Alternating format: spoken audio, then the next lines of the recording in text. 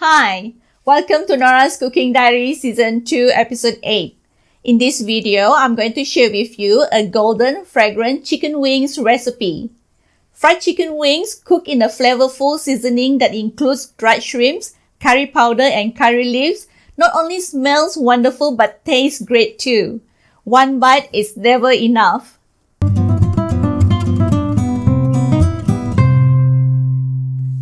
This recipe is also commonly known as kam hyong in Cantonese and is a popular Malaysian Chinese dish.